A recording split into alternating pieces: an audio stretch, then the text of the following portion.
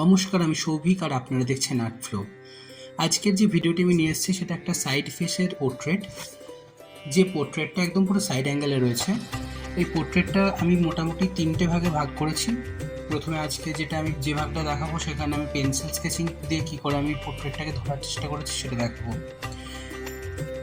এটা আমি reference image হিসেবে ব্যবহার করছি এই ক্যারেক্টারটাকে।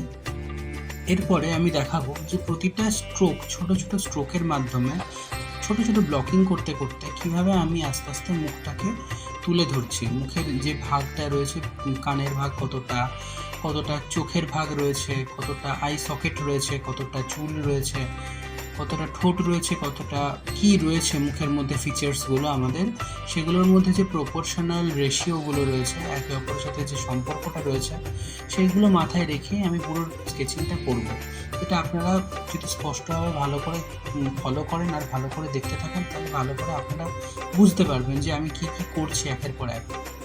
আমি চাইবো আপনারা এটা ভালো করে দেখুন। আর আমি এই ধরনের ভিডিও আরও ডিটেলসে দিতে থাকি নিজের অনলাইন ক্লাসে। যদি আপনারা তাতে জয়েন করতে চান তাহলে অবভিয়াসলি আমার ডেসক্রিপশনে দেওয়া থাকবে আমার ফেসবুক আইডি আর ইনস্টাগ্রাম আইডি, তাতে আপনারা যোগাযোগ করে নিতে পারেন, অথবা আমার কমেন্ট সেকশানে আমার ফোন নাম্বার দেওয়া থাকবে, সেখানেও আপনারা হোয়াটসঅ্যাপ করতে পারেন বা কল করে নিতে পারেন আমার সাথে। যারা আমার কাছ থেকে এভাবে পোর্ট্রেটের কাজ বা যে কোনো ধরনের আর্টকে নিজের গ্রো করতে চান, তারা যোগাযোগ করতে চান, তো শিখতে চান, আমি সেখানে আপনাদের ডিটেলসে শেখাই।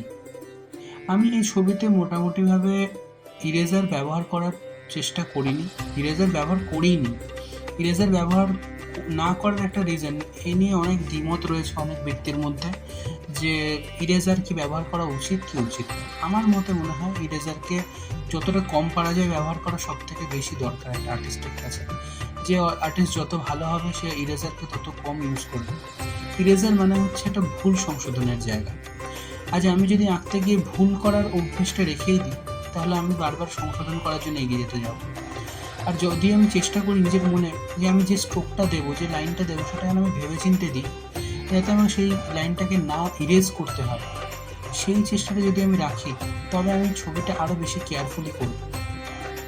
কেয়ারফুলিভাবে যতই আমি ছবিটা করবো, তত তার মধ্যে ভুল ভ্রান্তি বেশি থাকবে।